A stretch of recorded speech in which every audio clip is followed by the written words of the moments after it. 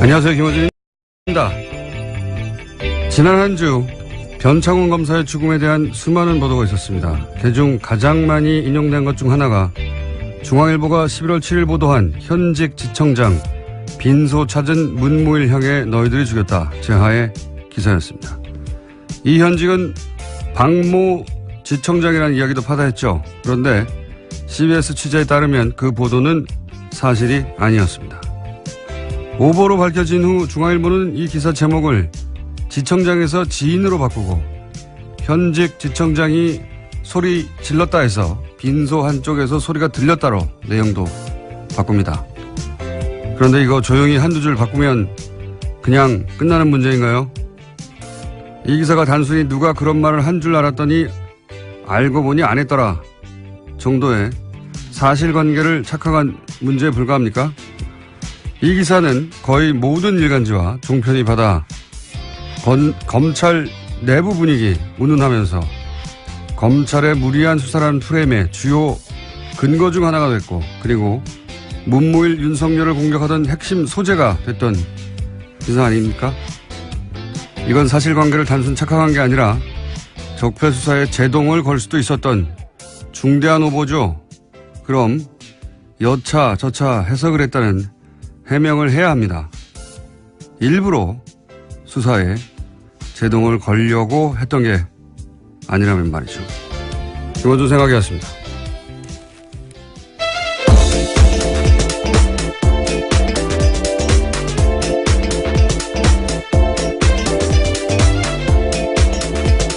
시사인의 김은지입니다. 네. 이 기사는 오보였다고 합니다. 예. 네, 문무일 총장도 사실이 아니다라고 밝힌 바 있는데요.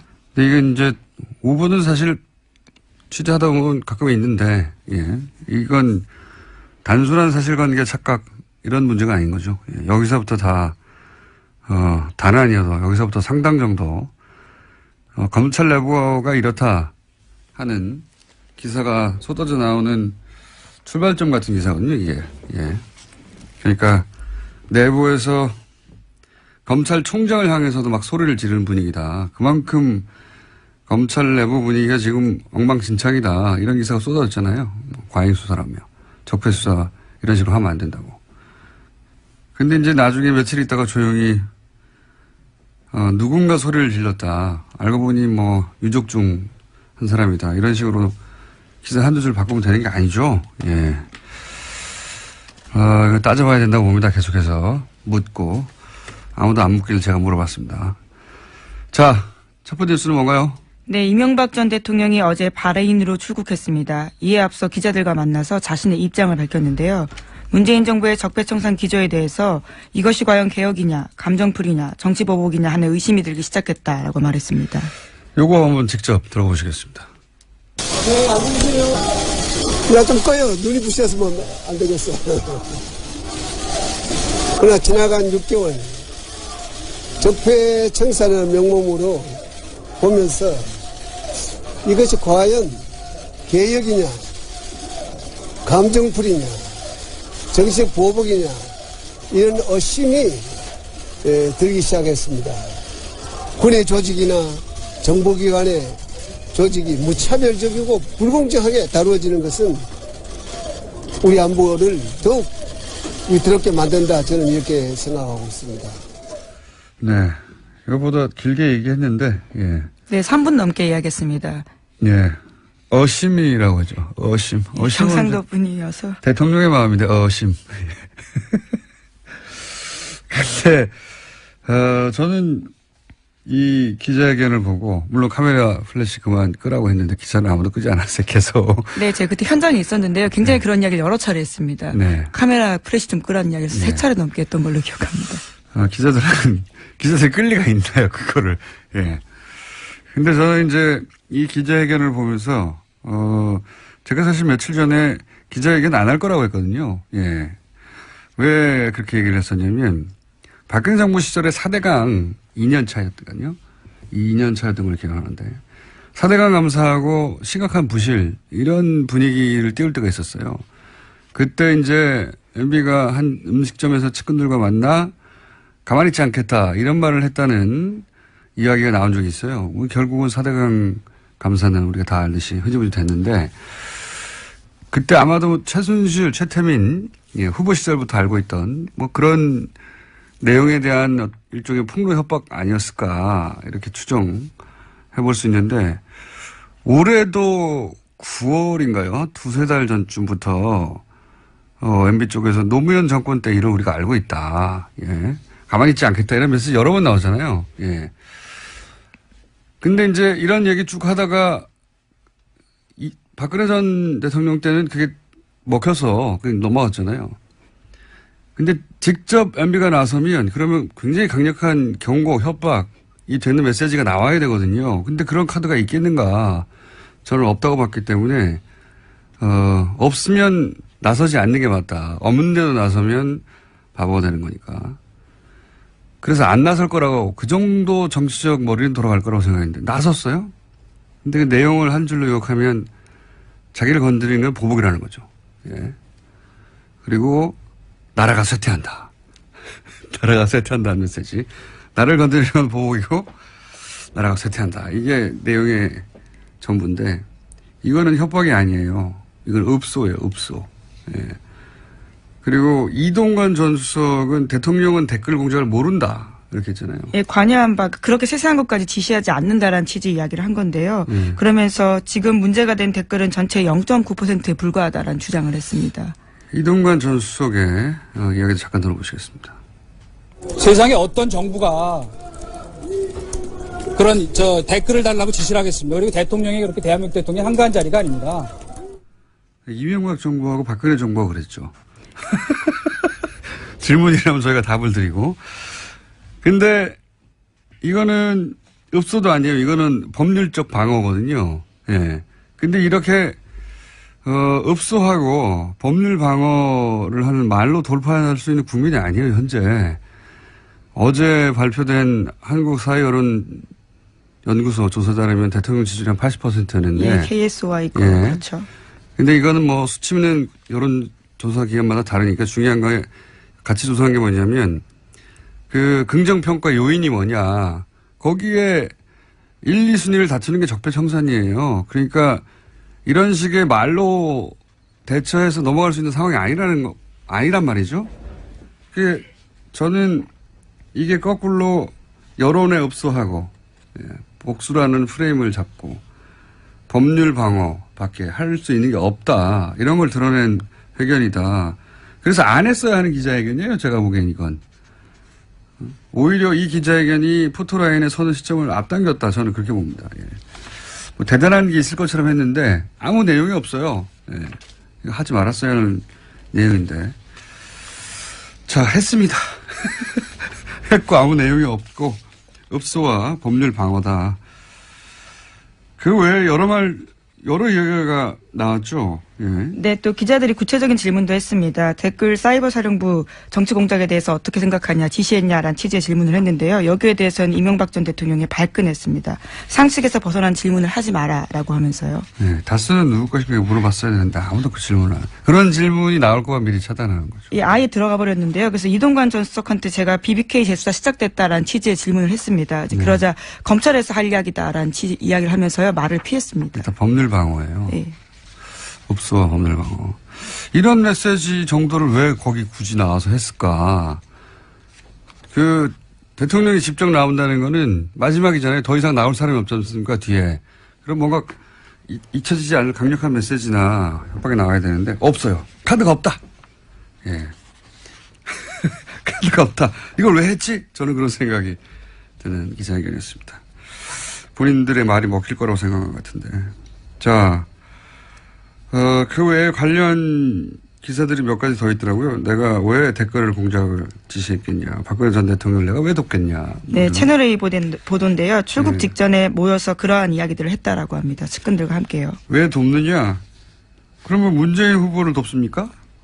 문재인 후보가 당선되면은 2012년에 적폐청산이 시작됐겠죠. 예. 이 답변들도 되게 옹색해요. 자, 다음 뉴스는요. 네, 또 어제 SBS가 관련된 보도를 하나 더 했는데요. 군 사이버 사령부가 19대 총선 당시에 여론조사를 위한 단계별 대응을 준비했고 D-Day를 2012년 총선 당일로 잡았다라고 합니다. 이것은 사이버사 문건에 나타난 내용인데요. 검찰은 이명박 전 대통령이 2012년 총선에 개입한 것을 보고 판단하고 있습니다. 자, 군에서 하다 보니까, 단계별 작전을 세웠네요. 그리고 나서 총선 당일날, 사이버 사령부의 댓글 공작이 피크에 오르도록 계획을 세웠다. 그런 내용이 나온 것이고요.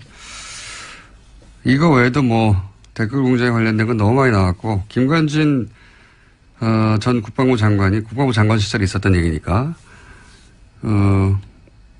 이명박 전 대통령이 시켜서 했다고 말도 해버렸죠. 네, 지난주에 보도해드린 적이 있는데요. 관련해서 김관진 전 국방부 장관 같은 경우에는 지난 11일에 구속영장이 발부됐습니다. 법원은 정치관여 혐의가 소명되고 증거인멸의 우려가 있다라면서 영장 발부 사유를 설명했습니다. 알겠습니다. 쇠퇴했다. 기억에 굉장히 남는 표현이에요, 저는. 한나라가의 발전이 쇠퇴했다는 취지 이야기죠. 이렇게 하다가 쇠퇴한다고. 쇠퇴하고파요.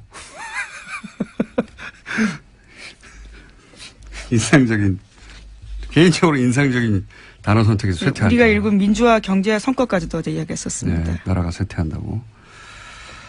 앞으로 이제 관련 이야기 많이 나올 테니까 이건 그 정도로만 하고요. 그리고 잠시 후에 또 관련 인터뷰도 할 테니까. 다음 뉴스는 뭐가 있습니까? 네, 국가정보원이 2013년에 박원순 서울시장 제안 문건 때도 검찰 수사를 방해했다라는 오늘 아침 한겨레신문 보도가 있습니다. 그러니까 대선 댓글 개입 사건을 방해했던 것과 닮은 꼴이다라는 건데요. 국정원은 당시에 상당 부분 사실들을 다 부인했습니다. 검찰은 이를 바탕으로 당시 고발된 사건을 혐의 없음 처분했습니다.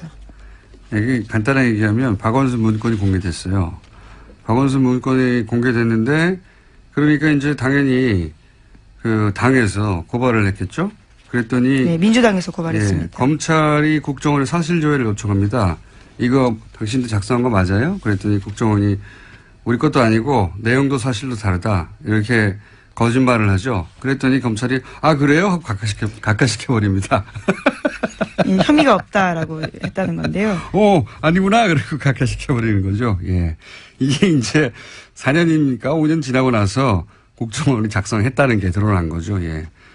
국정원 관련 사건은 말이죠. 국정원은 증거인멸, 거짓 증언의 끝판왕, 대왕초예요. 예. 국정원 관련자들 수사는 저는 구속수사를 기본으로 해야 한다고 봅니다. 네, 그래서 최근에 검찰이 거짓 대응 시나리오를 담은 해당 보고서를 확보했다라고 합니다. 예. 어떻게 대응할 건지 국정원 내부 문건이 이번에 나온 건데. 근데 이제 이게 너무 웃기지 않습니까? 국정원이 지금 곤혹스러워 할 만한 문건이 나왔는데 그 문건 관련해서 고발이 있자 검찰이 국정원에 이거 당신들이 한 게 맞아? 라고 했더니 국정원이 아니야 했더니 그렇구나 하고 각하. 이런 식으로 돌아가고 있었다는 거죠. 예. 자, 웃기는 나라였습니다. 다음 뉴스는요? 네, 도널드 트럼프 미국 대통령과 시진핑 중국 국가주석이 지난 9일 베이징에서 정상회담 열었습니다. 이후에 나온 미국 쪽 언론 발표문을 보면요. 대화를 통한 한반도 핵 문제 해결 노력이라는 문구가 있습니다. 북한과의 대화 필요성에 대해서 양국 정상이 일정 부분 공감대를 형성했다라는 풀이가 나옵니다. 이거 관련해서 사실 문재인 대통령이 시정연설을 했잖아요. 2주 전에. 그때 각 당 대표들하고 네, 그랬죠. 예, 만나가지고 중요한 얘기를 했었어요. 근데 중요한 얘기를 언론이 보도를 안 했는데 노회찬 의원이 지난주에 저희 방송에서 잠깐 이야기한 것 중에 하나가 뭐냐면 굉장히 중요한 메시지였거든요. 외교는 시간이 걸리는데 이제 중국과 사드 대타협 그리고 트럼프 방한 이 두 가지로 고비를 넘기게 될 것이라는 말을 미리 했어요. 실제로 그렇게 됐죠. 제가 보기에는 지난 6개월간 문재인 정부의 성과 중 가장 중요한 성과인 것 같은데, 예. 그 성과에 대해서 살짝 사실은 언지를 하고, 예. 시정연설에서 얘기했는데, 우리 언론이 그걸 캐치를 못했어요. 예. 캐치를 못한 건지 안 한 건지 모르겠는데, 중요한 메시지가 있었고, 실제, 트럼프 방안과, 그리고, 시진핑과의 정상회담에서 이 이야기가 확인이 됐죠. 트럼프가 그 이후로 계속 대화 메시지를 내고 있어요. 예. 네, 또 자신의 트위터에는요, 김정은 위원장을 향해서 나는 김정은과 친구가 되려고 애쓰고 있다. 언젠가 그렇게 될지도 모른다라고도 썼습니다. 그러니까요. 네. 대화를 통한 한반도 핵 문제라는 언론 발표문이 중국과 정상회담 직후에 있었다는 거죠. 이것도 크게 보도 안 하고 있는데. 그 외에 사실은 거꾸로 보도한 것도 많아요. 예. 트럼프 떠나고 나서 트럼프가 국회에서 한 연설을 가지고 무력 사용에 대한 경고가 있었다고 해석한 우리나라 언론 보도도 많이 있었습니다. 어떻게든 무력 사용이 됐으면 좋겠나 봐요. 자, 그 외에, 그런데 이제, 이렇게 우리한테는 필요한 말을 하고 간 트럼프가, 예, 아페크에서 푸틴한테 러시아가 미 대선에 개입했냐고 물어봤더니, 푸틴이 안 했다고. 예, 또 그 말을 또 공개적으로 이야기해서요. 미국 정계에서 비판을 받고 있습니다. 엄청 욕먹고 있습니다. 왜냐하면 안 했다고만 말하면 될 텐데, 안 했다고 말한 다음에, 자기를 수사하는 CIA, FBI 다 거짓말쟁이라고. 네, 그렇죠. 심지어 미국 정보당국자 이름을 거론하면서요. 다 거짓말쟁이고 폭로자였다는 것이 증명됐다라는 이야기까지 했습니다. 그러니까요. 러시아하고 이제 엮였다라는 얘기를 지금 계속 수사받고 있으니까요. 그래서 푸틴 대통령이 안 했다더라. 이거 검찰이 국정원에 물어보고, 예, 국정원 안 했다는데? 하고 각하하는 거하고 비슷한 거예요. 근데 여기서 한 발 더 나가가지고 말하자면, 박원순 시장이 거짓말쟁이야. 라고 검찰이 주장하는 것과 비슷한 정도죠. 예. CIA, 러시아 대통령이 아니래잖아. CIA, FBI 다 거짓말쟁이야. 정말 미국 정치인으로서는 당혹스러울밖에 없는 상황인데요. 심지어 성명도 냈습니다. 존 맥케인 미국 상원 군사위원장 같은 경우에는요. 트럼프 대통령이 오히려 KGB 출신 간부의 말을 믿느냐라고 했습니다. 예. 상상할 수 없는 발언인데 해가지고 이걸 아주 많이 드시고 계십니다. 자, 여기까지 하겠습니다. 시사인의 김은지였습니다. 감사합니다.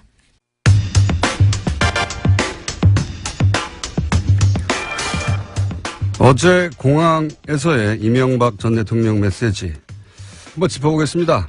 더불어민주당 적폐청산위원장 박범계 최고위원 연결됐습니다. 안녕하십니까? 네, 안녕하세요. 네, 어제 공항 메시지 들으셨죠? 직접? 예, 들었습니다. 네, 간단하게 총평해 주시면요.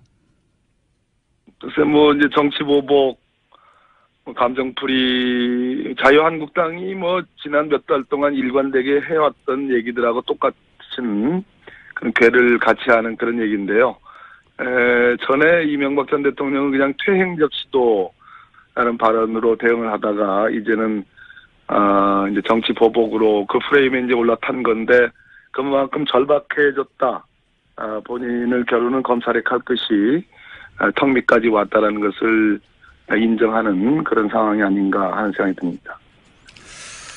이건 어떻습니까? 이동관 전 홍보수석은 이렇게 얘기했어요. 전체 댓글 가운데 0.9%인데 법원은 절반만 받아들였기 때문에 0.45%의 문제에 불과하다. 예. 이렇게 주장했는데, 예.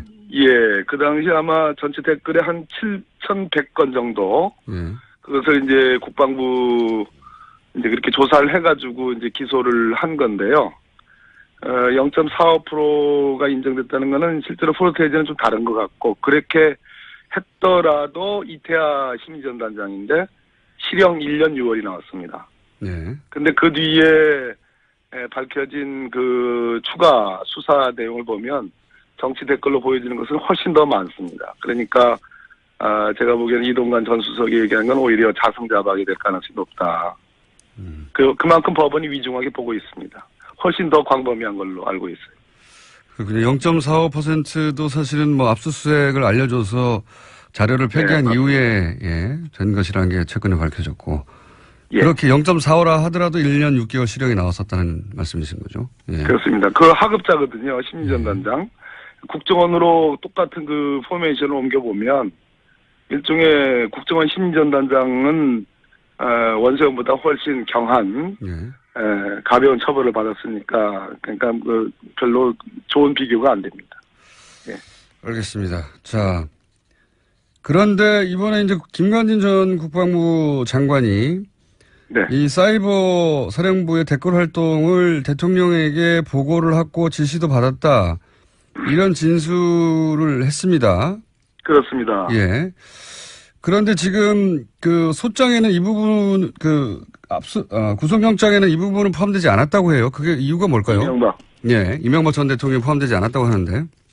그래서 뭐 검찰 입장에서는 패를 뭐 지금 소환 계획이나 소환 일정이 잡혀지지도 않았는데 패를 뭐 이렇게 빨리 일찍 보여줄 필요가 없을 것으로 보여지고요. 현재 그 김관진 전 장관이 아마 검찰에 들어가서 본인의 범행을 부인하지 않았겠습니까? 예. 그런데 그 지금 김관진 장관의 그 뭐 지시를 받았다 보고했다 이런 진술이 나올 수밖에 없는 상황. 즉 가장 중요한 두 가지 문건이 있는데요. 그것은 지난 2012년 총선 직전 3월 10일, 12일 그 두 날에 걸쳐서 작성된 사이버 사령부 관련 BH 협조 회의 결과라는 예. 이런 문건이 하나 있고요. 예. 또 하나는 그 총력 대응 작전 체제 전환. 예. 이 두 가지 문건인데 이 문건이 곧 청와대와 사이버사 간에 회의한 그런 내용들입니다. 예. 그리고 총선을 직접적으로 겨냥한 예. 그런 취지로 읽힐 수밖에 없는 문건이기 때문에 이런 문건을 가지고 김관진 전 장관을 아마 검사가 직접 추궁을 했을 거고요. 그러니까 이제 이명박 전 대통령에 대한 지시 보고 발언이 나왔는데 문제는 정치 댓글인 것을 알았느냐 몰랐느냐 이런 상황이 가장 문제되지 않겠습니까? 예. 그런데 어제 뭐 이동관 전 수석은 정치 댓글 아까 좀 지적하신 것처럼 몰랐다 혹은 별거 아니다 아주 극소수에 불과하다 이렇게 주장을 하고 있지만 대통령은 지시하지 않았다는 말도 했습니다. 예. 그렇습니다. 대통령이 그렇게 한간 사람이 아니라고. 예. 첫째 제가 한번 몇 가지 좀 지적을 드리면요. 첫째 이 문건의 작성 시점이 3월 10일, 3월 12일로 보여지면 총선을 한 달 남겨놓은 상태에서 작성됐다는 점. 4월 11일이 총선이었으니까요. 그렇습니다. 예. 두 번째는 당시를 기준으로 해서 특별히 만약 이명박 전 대통령이나 뭐 그쪽에서 얘기하는 것처럼 대북 안보 수요가 특별히 더 요구되는 그런 상황이 있지 않았다는 점. 예. 또 하나는 기재부가 그 군무원 그 인원을 증원하는데 반대를 했다는 점입니다. 만약에 대북 심리전과 관련해서 아주 특별한 수요가 있었다면 기재부가 그걸 반대할 리가 있지 않죠. 네네. 기재부의 반대가 있었음에도 불구하고 이명박 전 대통령이 두 번씩이나 지시를 하면서 누른 거죠. 또 하나는 굉장히 중요한 얘기인데 그 대응작전 결과를 청와대가 직접 보고 요구를 했고 그것은 보안을 위해서 대면 보고를 하라. 대면 보고만 가능하다. 이 지시를 내린 겁니다. 만약에 이것이 군 안보상의 대북 심리전과 관련된 그런 거라면 이걸 대면 보고 특별한 보안 요구를 요구해서 그냥 대면으로만 보고 요구할 이유가 없는 거죠. 그렇기 때문에 제가 보기에는 김관진 전 장관의 어떤 처지나 이명박 전 대통령의 처지나 특별히 다를 바가 없습니다. 그러면 이 사이버 사령부 댓글 관련해서는 요건으로 이명박 전 대통령이 소환될 가능성 혹은 시기는 어떻게 보십니까? 그 문제는 또 다른 문제인데요. 그러니까 네. 법률적으로만 놓고 보면 김관진 전 장관도 이거 당초 이게 무슨 국방부 장관이 지시해가지고 회의를 열어가지고 이게 결재되고 이런 사안이 아니고 청와대가 직접 사이버사 시간 작전을 수행했던 여론작전, 공작을 수행했던 그 사이버사하고 직접 회의를 했고 그 결과가 장관에게 보고되고 결재된 거거든요. 예. 근데 그 장관이 지금 서울중앙지법에 의해서 영장이 발부돼서 구속이 됐단 말입니다. 예. 그렇다면 김관진 전 장관은 오히려 사이드에 해당하고요. 오히려 이 작전의 주체는 오히려 청와대로 지금 보여지거든요. 여러 문건이나 상황 자체가. 예. 그렇다면 이명박 전 대통령을 충분히 입건할 수 있는 상황까지는 와 있다고 보여지고요. 지금 질문하신 것처럼 그럼 도대체 언제냐? 예. 그 문제는 조금 다른 문제로 보여집니다. 다른 문제라는 거는 전직 대통령인 여러 가지 만큼 고려를 예. 여러 가지 고려를 좀 해야 되는 그런 상황이 아닌가. 그건 제가 좀 언급하기는 좀 알겠습니다. 그러니까 보입니다. 네. 거꾸로 시기의 문제일 뿐이다. 이미 증거나 정황은 네. 충분히 쌓여 있을 것이다 이렇게 보시는 거군요. 시기는 지금 단정해서 말할 수는 없고. 네. 영장을 짜게 보는 중앙지법이 김관진 장관에 대한 영장을 발부했다. 대단히 중요한 대목이라고 생각합니다. 이건 어떻습니까?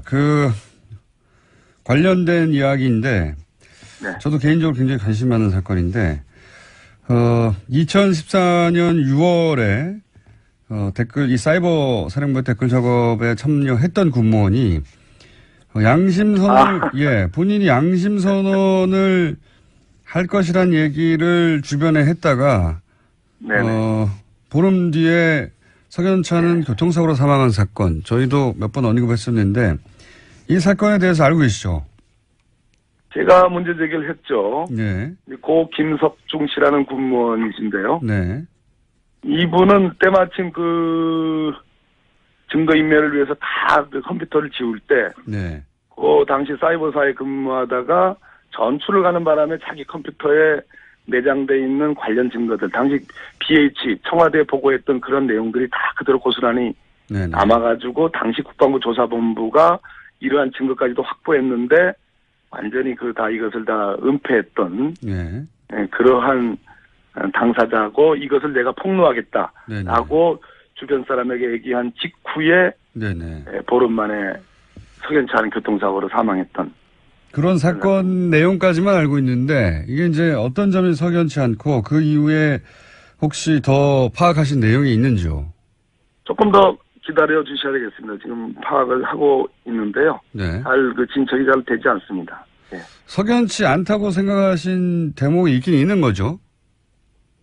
당연하죠. 그러니까 증거가 고스란히 남겨져 있는 그 당사자였고요. 예. 그분이 그 당시 사이버사령부의 김기현 과장이라고 총괄과장한테 나 이거 폭로할 거야. 예. 참을 수 없어. 이런 얘기를 한 직후에 대구병원으로 전출이 갔는데 예. 그러고 나서 보름 만에 교통사고로 사망을 했으니까요. 교통사고도 우연히 일어날 수 있긴 합니다만 유가족들도 여기 대해서 혹은 그때 사고의 정황 혹은 사고를 일으킨 사람에 대한 어떤 처벌 등등 여러 가지 석연치 않은 점이 있다고 생각하시는 거죠? 예. 그 부분을 조금 더 접근을 하고 있습니다. 알겠습니다. 조금만 기다려 주시면 좋겠습니다. 알겠습니다. 연결된 김에 한 가지 더 여쭤보자면 지난주 주로 이런 얘기가 많이 나왔었는데 이제 변창훈 검사 죽음 때문에 이것은 검찰의 과도한 무리한 수사 때문이다 이런 프레임이 지난 한 주 굉장히 많이 보수 매체를 중심으로 퍼졌었고 그러다 보니까 이제 윤석열 서울중앙지검장 이 수사를 맡으면 안 된다 수사팀을 교체해야 된다는 얘기가 상당히 많이 대두됐습니다. 이 대목에 대한 입장은 어떠십니까?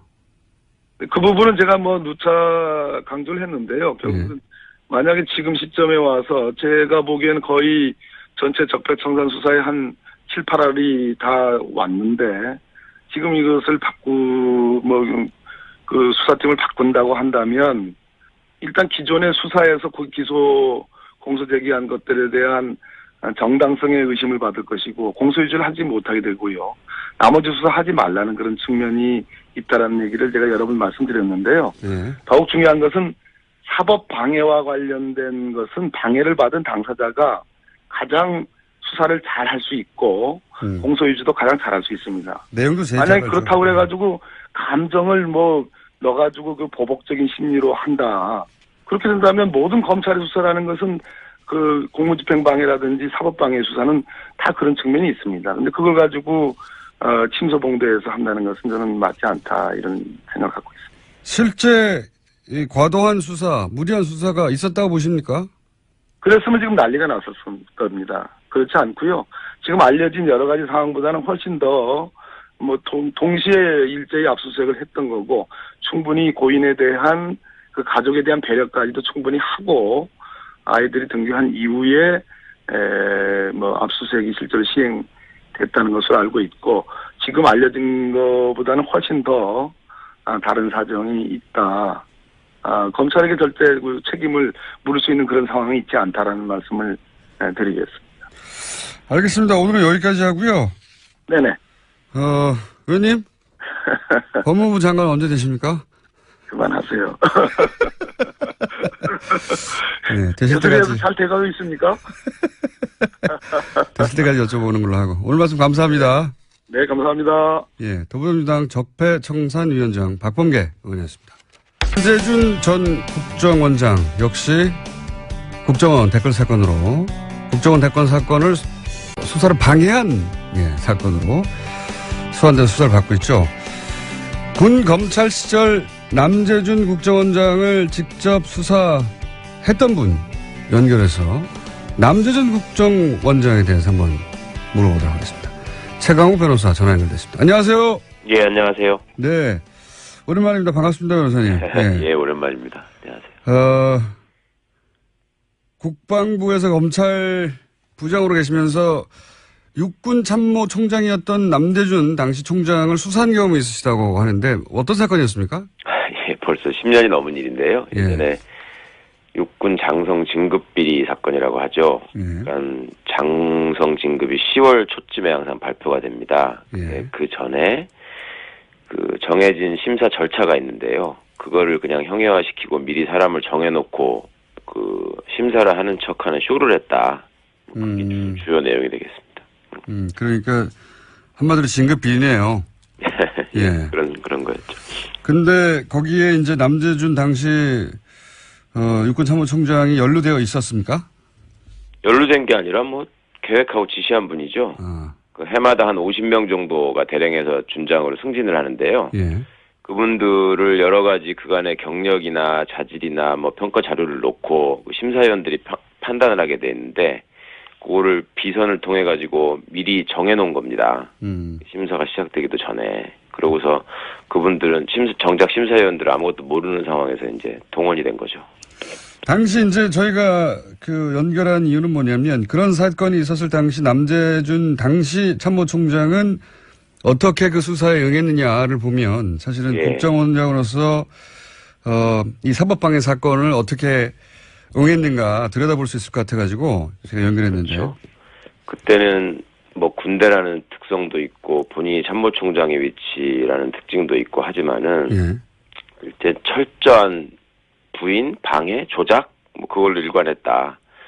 그러니까 책임은 철저하게 아랫사람한테 미루고 그다음에 수사 절차가 진행되는 과정에서는 다른 법률가들을 동원해가지고 이걸 방해하고 염탐하고 그리고 이제 그게 여의치 않으면 그 뭐 증거 같은 것도 조작하고 그때도 이제 뭐 이렇게 진급 심사 장면을 찍는 그 녹화 시스템이 있었거든요. 네. 그러면 그게 드러나게 되면 중간중간에 개입해가지고 특정인을 떨어뜨리도록 유도하고 특정인을 시키도록 유도하고 이런 장면이 다 나올 거 아닙니까? 네네. 그때도 하드디스크를 바꿔치기 하고 막 그랬었거든요.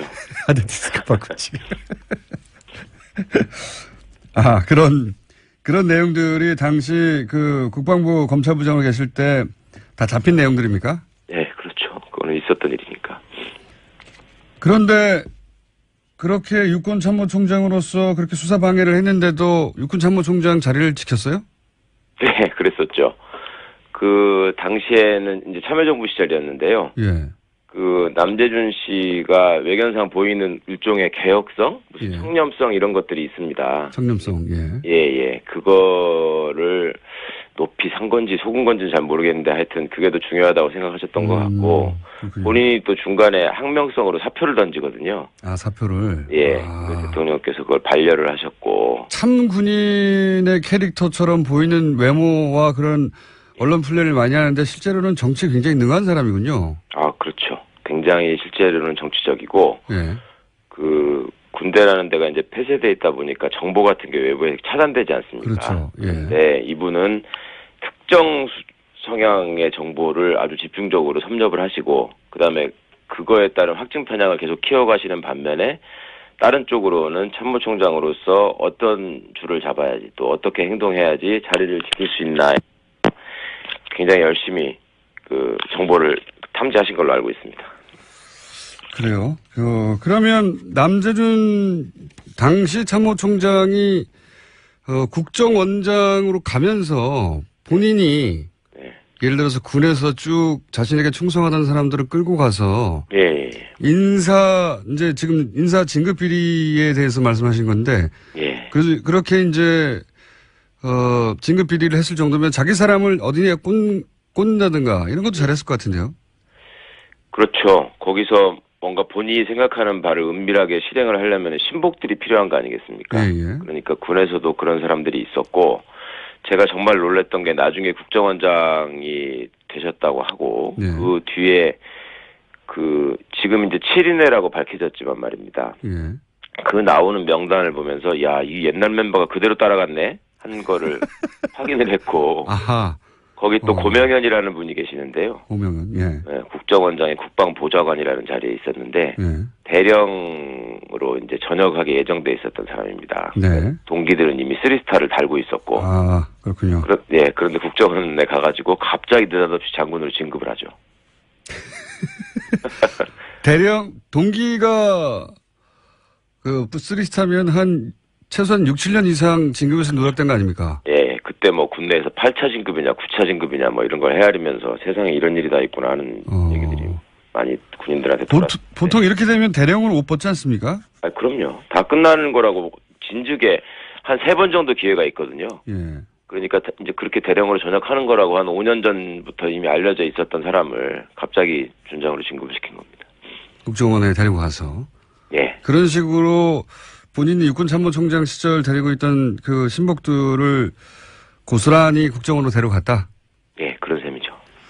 그러면 지금 말씀하시는 거는 그러니까 이제 육군참모총장 시절에도 본인과 관련된 혐의 관련해서 뭐 녹화 시스템을 하드를 교체해버린다든가 예. 또는 다른 법률가를 동원해서 염탐을 한다든가 증거 조작을 한다 이렇게 말씀하셨는데 예. 증거 조작이나 하드 교체나 이런 건 알겠는데 염탐은 뭡니까?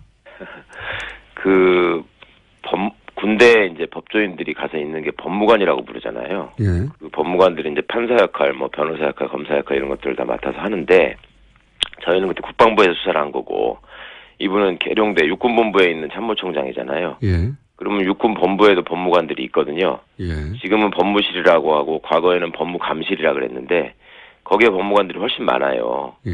그러면 그분들을 모아놓고 압수수색을 받았을 때 대처 방안, 그 다음에 압수수색을 방해하려면 어떻게 하나, 압수수색을 당한 다음에는 어떻게 해야 되는가, 그 다음에 수사를 받으러 가는 사람들은 무슨 진술을 해야 하는가, 뭐 이런 것들을 연일 회의를 해가지고 학습시키고 또 뭐 자기가 지시하고 또 이런 식으로 유도하라고 또 만들고 뭐 그런 일을 했던 거죠. 아, 그러면은 이게 국정원에서 파견 검사들더러 압수수색을 방해하기 위해서 가짜 사무실을 만들려고 하는 것도 그 이전에 본인이 육군참모총장 시절에 겪었던 노하우를 가지고 적용한 거라고 볼 수도 있겠네요. 그렇죠. 그 노하우라는 말씀이 정말 적절하신데요. 제가 그 가짜 사무실은 상당히 창의적이에요. 이번에 처음. 굉장히 창의적이죠. 예. 예, 한 건데 과거에는 이분이 사실 법을 잘 모르고 법과 무관한 삶을 살았거든요. 그 군대라는 데가 상급자가 어떤 명령을 내리고 무슨 생각을 갖고 있느냐를 따져서 거기에 맞추는 데 익숙한 데지. 예. 법을 따져가지고 이거는 이렇게 하면 안 돼 이런 데가 아니거든요. 예. 그러니까 당시에는 자기가 제일 높은 지위에 있었으니까 그런 거를 알았으면은 아마 시간이 있었으면 야 이거 이렇게 또 만드는 것도 방법 아니야 이렇게라도 했을 텐데 그때는 전격적으로 이루어져서 시간이 없었고 예. 그거를 만회하기 위해서 어찌 보면 육군본부에 있는 법률가들을 동원해가지고 이제 회의를 시키고 뭐 이렇게 대책을 만들고 방해를 하고 이랬었는데 예. 이번에는 이제 과거의 경험이 있으니까 예. 그렇게까지 했구나. 정말 요즘 그 젊은 친구들 말로 정말 신박하다 그런 생각을 했어요. 아, 그러니까 이 국정원장으로 있으면서 이 사법방해는 검찰에 대한 어떤 압수수색이나 사법방해는 결국은 검찰을 시키는 게 법률가를 시키는 게 가장 좋다라는 노하우를 가지고 검찰을 시킨 거군요, 이게. 그렇죠. 법률가라는 사람들이 가지고 있는 그 속물적인 근성에 대해서 이분이 그때 파악을 했던 것 같아요. 그러니까 이 사람들은 겉으로 보기에는 굉장히 엘리트처럼 보이고 소신에 따라서 행동하는 것 같지만 그 어떤 자리나 뭐 이런 그 보상을 당근을 던져주면 어떤 상황에서도 적절하게 내 지시에 따라서 활용할 수 있는 사람이다. 활용될 수 있는 사람이다. 그거를 그때 체득을 했던 것 같고 이번에도 써먹지 않았나 싶습니다.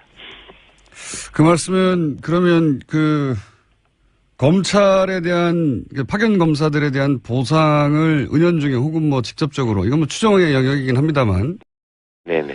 그런 이야기가 있었을 법하다 이런 말씀이잖아요. 그 신뢰를 보여줬잖아요. 아까 말씀드린 그 고명현 씨 같은 분은 예. 거기 가서 장군으로 진급할 거라고 아무도 생각을 못했고 또 국정원장이 무슨 장성 인사에 개입해가지고 진급시키고 하는 자리도 아니에요. 그렇죠. 네. 그런데 역사상 없는 일이 생겼단 말입니다. 거기서 이게 유일한 사례입니까 이게? 유일하죠. 어. 그럴 수가 없죠. 예. 그런데 예. 그런 일이 벌어지니까 그분들 입장에서도 사실은 국정원 파견 나가는 사람들이 그냥 대충 가는 게 아니라 나름 뽑혀서 가는 거고 본인들의 지향이 있어서 가는 건데 검찰에 파견가는 검사들이요? 네, 검찰에서 나가는 사람들이 그럼 그 사람들도 이분이 어떤 정도의 능력과 어떤 캐릭터를 갖고 있는지 다 파악하고 가서 일하는 거 아닙니까? 그런데 실제로 이제 그런 걸 제시했을 것 같고 나중에 또 인사가 이루어진 결과를 보면 이번에 관련된 그 세 분 다 아주 좋은 자리로 갔죠. 그렇습니까? 저희가 검찰 내 좋은 자리인지를 모르니까. 장호중 씨는 검사장으로 승진을 했고요. 네, 그렇죠. 그게 그 동기들 중에서 별로 그렇게 선두자라고 솔직히 지목되지 않았던 분이거든요. 그런데 승진을 했고 안타깝게 떠난 변창훈 씨 같은 경우에는 공안기획관까지 됐고요. 그거는 이제 공안검사들이 제일 가고 싶어하는 자리죠. 아, 그렇군요. 검사장 직전 자리로. 그 다음에 그 이재영 검사죠. 예. 거기는 최초로 네덜란드에 파견 나가는 검사가 되죠. 그전에는 그런 자리가 없었는데. 네덜란드에 원래 검찰에 파견 나가기도 하나요? 안 그러고 그 이재영 검사가 만들었다니까요. 그 사람을 위해서 만들었는지 생기니까 얼른 차지했는지는 모르겠는데 예. 처음 간 겁니다. 예. 아, 그게 최초입니까? 네덜란드에 뭐 하러 가겠습니까? 아, 그 파견 검사들은 그런 생각도 했겠습니다. 말씀대로면 국정원장이 안 되는 대령을 스테로도 만들 정도의 힘을 가지고 확실하게 보장해 준다. 예.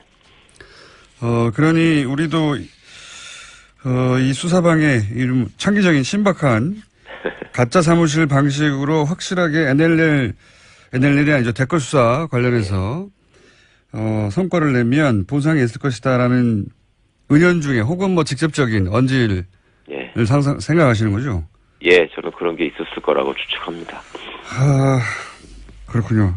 이제 일반적으로는 검찰이 자기 친정을 국정원에 파견 가가지고 이렇게 방해할 수가 있겠는가. 예. 그거는 뭐, 전후 사장 잘 모르고 국정원이 시키니까 어쩔 수 없이 했다. 네. 이렇게 이제 검찰도 당했다라고 주장하는 검찰 출신 이제 뭐 의원분들이나 그런 얘기도 있지 않습니까? 예. 좀 다르게 보시는 거네요. 변호사님은. 그게 저는 도대체 그렇게 말씀하시면 안 된다고 생각합니다. 그러니까 전에 국정원 간첩 조작 사건이 있었을 때도 예. 국정원이 해온 대로 우리는 했을 뿐이지 뭐 잘못한 게 없다 이런 식으로 하면서 넘어갔잖아요. 예. 대충 가볍게 처벌하고. 그러니까 이거는 그렇게 말을 하려면 어디 가서 검사가 공익의 대표자라고 이렇게 항상 주장하면서 그 불만을 가진 쪽에서 볼 때는 나대는 현상이 있거든요. 그걸 하지 말아야죠.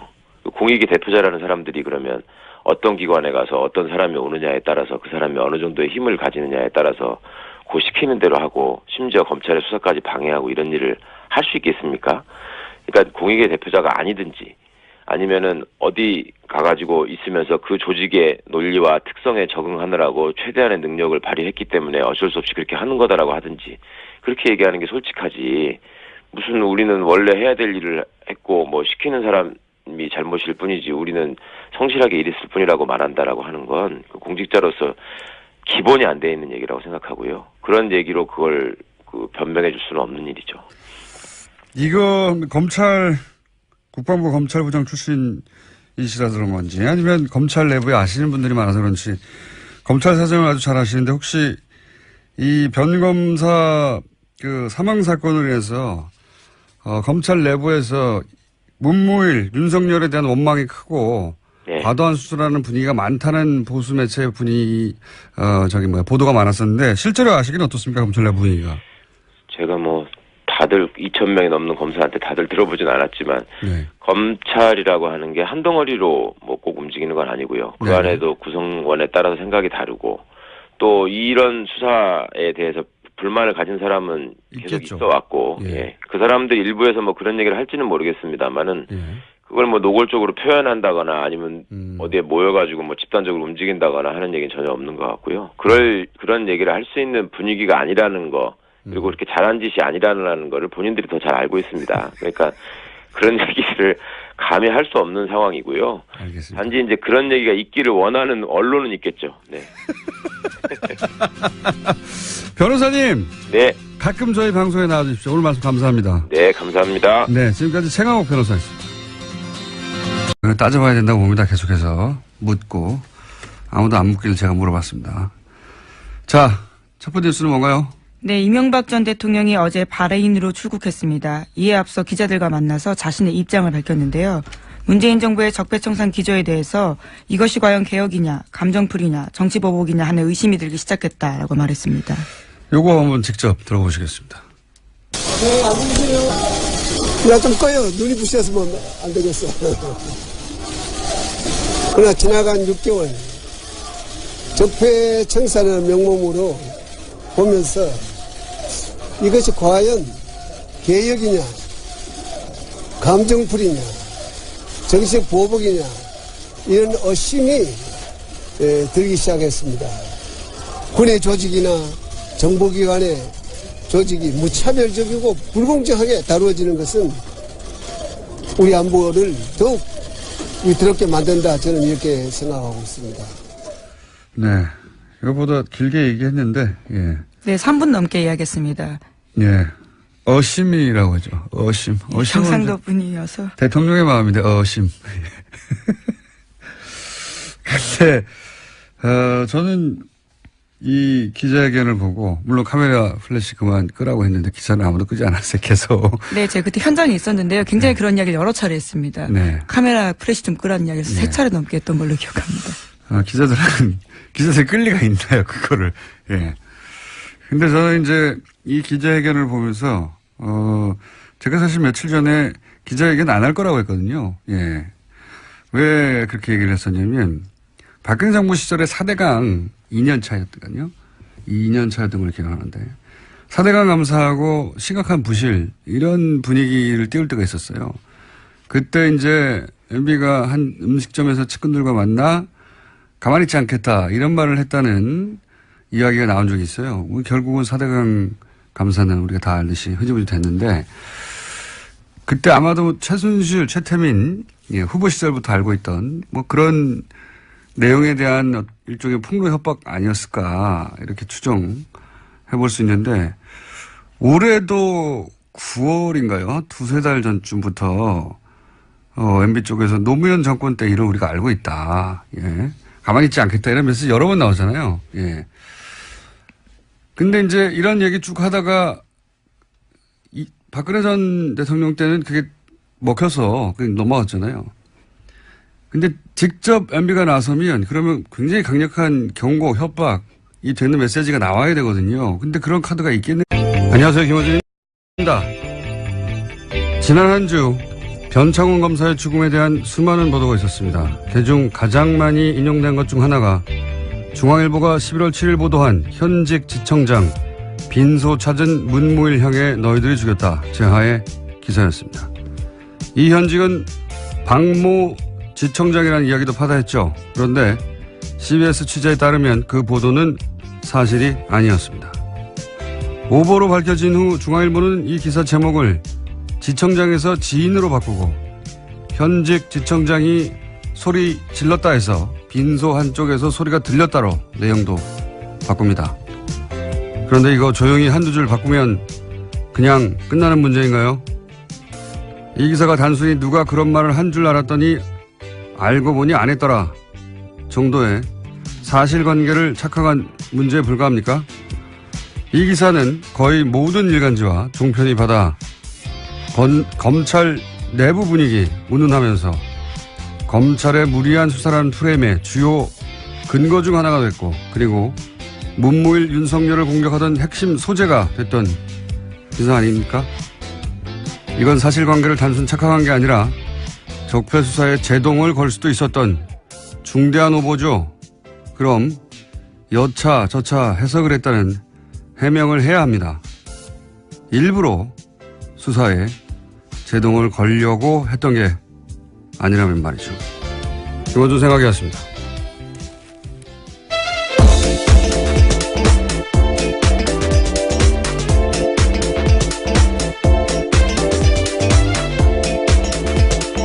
시사인의 김은지입니다. 네. 이 기사는 오보였다고 합니다. 예. 네, 문무일 총장도 사실이 아니다라고 밝힌 바 있는데요. 근데 이건 이제 오보는 사실 취재하다 보면 가끔 있는데, 예. 이건 단순한 사실관계 착각 이런 문제가 아닌 거죠. 예. 여기서부터 다는 아니어도 여기서부터 상당 정도 검찰 내부가 이렇다 하는 기사가 쏟아져 나오는 출발점 같은 기사거든요, 이게. 예. 그러니까 내부에서 검찰총장을 향해서도 막 소리를 지르는 분위기다. 그만큼 검찰 내부 분위기가 지금 엉망진창이다. 이런 기사가 쏟아졌잖아요. 과잉수사라며. 적폐수사 이런 식으로 하면 안 된다고. 근데 이제 나중에 며칠 있다가 조용히 누군가 소리를 질렀다. 알고 보니 뭐 유족 중 한 사람이다. 이런 식으로 기사 한두 줄 바꾸면 되는 게 아니죠. 예. 문건 때도 검찰 수사를 방해했다라는 오늘 아침 한겨레신문 보도가 있습니다. 그러니까 대선 댓글 개입 사건을 방해했던 것과 닮은 꼴이다라는 건데요. 국정원은 당시에 상당 부분 사실들을 다 부인했습니다. 검찰은 이를 바탕으로 당시 고발된 사건을 혐의 없음 처분했습니다. 이게 간단하게 얘기하면 박원순 문건이 공개됐어요. 박원순 문건이 공개됐는데 그러니까 이제 당연히 그 당에서 고발을 했겠죠. 그랬더니 네, 민주당에서 고발했습니다. 예, 검찰이 국정원에 사실조회를 요청합니다. 이거 당신들 작성한 거 맞아요? 그랬더니 국정원이 우리 것도 아니고 내용도 사실도 다르다. 이렇게 거짓말을 하죠. 그랬더니 검찰이 그래요? 하고 각하시켜버립니다. 혐의가 없다라고 했다는 건데요. 아니구나. 그리고 각하시켜버리는 거죠. 예. 이게 이제 4년입니까? 5년 지나고 나서 국정원이 작성했다는 게 드러난 거죠. 예. 국정원 관련 사건은 말이죠. 국정원은 증거인멸, 거짓 증언의 끝판왕, 대왕초예요. 예. 국정원 관련자들 수사는 저는 구속수사를 기본으로 해야 한다고 봅니다. 네, 그래서 최근에 검찰이 거짓 대응 시나리오를 담은 해당 보고서를 확보했다라고 합니다. 예. 어떻게 대응할 건지 국정원 내부 문건이 이번에 나온 건데. 근데 이제 이게 너무 웃기지 않습니까? 국정원이 지금 곤혹스러워 할 만한 문건이 나왔는데 그 문건 관련해서 고발이 있자 검찰이 국정원에 이거 당신들이 한 게 맞아? 라고 했더니 국정원이 아니야 했더니 그렇구나 하고 각하. 이런 식으로 돌아가고 있었다는 거죠. 예. 자, 웃기는 나라였습니다. 다음 뉴스는요? 네, 도널드 트럼프 미국 대통령과 시진핑 중국 국가주석이 지난 9일 베이징에서 정상회담 열었습니다. 이후에 나온 미국 쪽 언론 발표문을 보면요. 대화를 통한 한반도 핵 문제 해결 노력이라는 문구가 있습니다. 북한과의 대화 필요성에 대해서 양국 정상이 일정 부분 공감대를 형성했다라는 풀이가 나옵니다.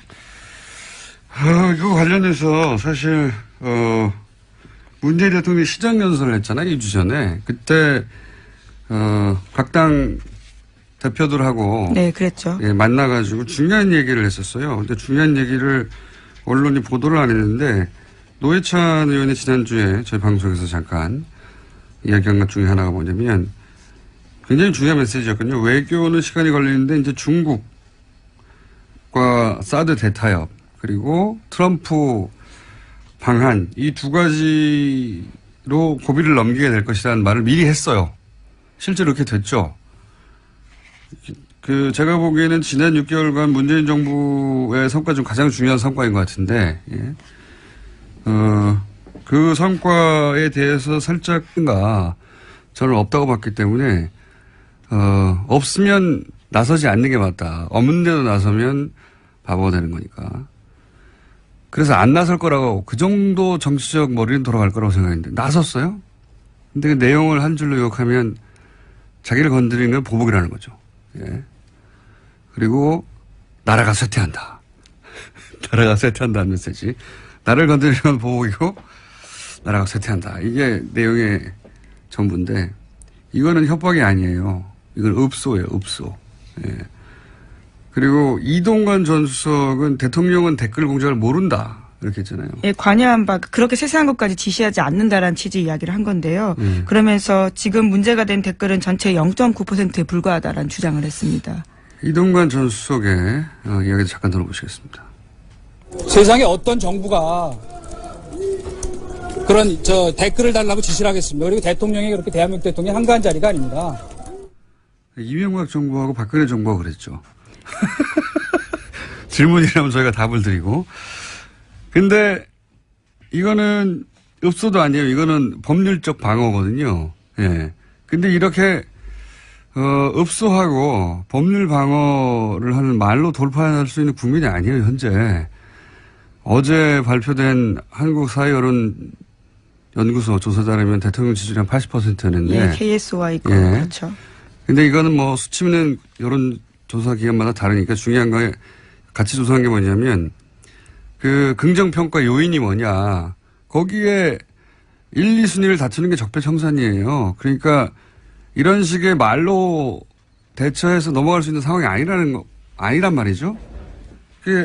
저는 이게 거꾸로 여론에 읍소하고 복수라는 프레임을 잡고 법률 방어밖에 할 수 있는 게 없다. 이런 걸 드러낸 회견이다. 그래서 안 했어야 하는 기자회견이에요. 제가 보기엔 이건.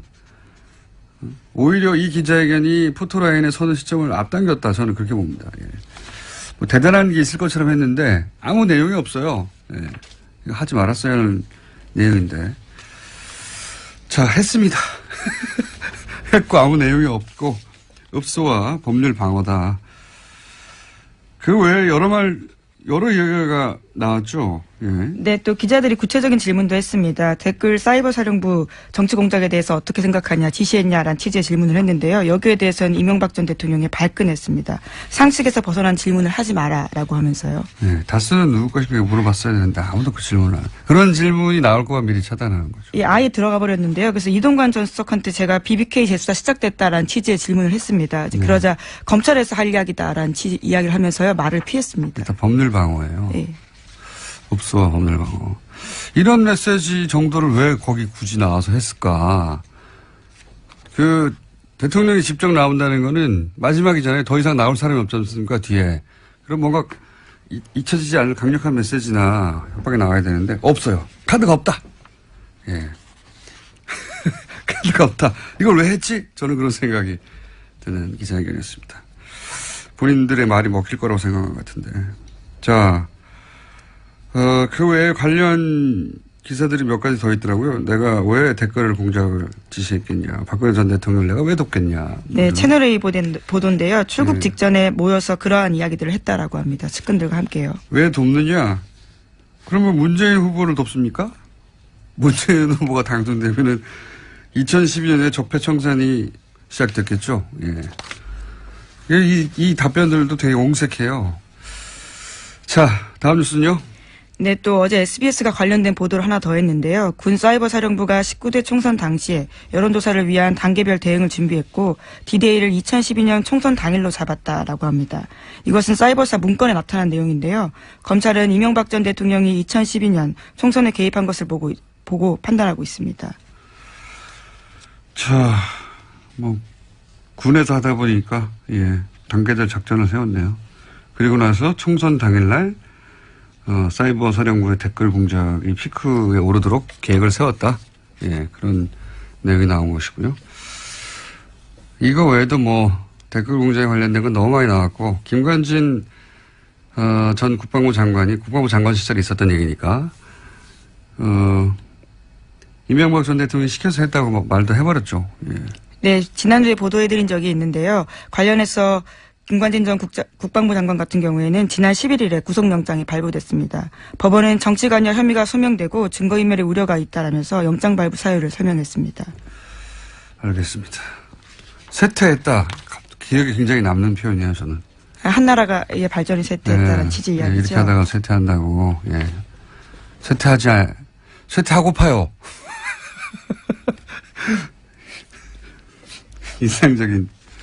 개인적으로 인상적인 단어 선택에서 쇠퇴한다. 우리가 읽은 민주화, 경제화, 성과까지도 어제 이야기했었습니다. 네, 나라가 쇠퇴한다고. 앞으로 이제 관련 얘기 많이 나올 테니까 이건 그 정도로만 하고요. 그리고 잠시 후에 또 관련 인터뷰도 할 테니까. 다음 뉴스는 뭐가 있습니까? 네, 국가정보원이 2013년에 박원순 서울시장 제안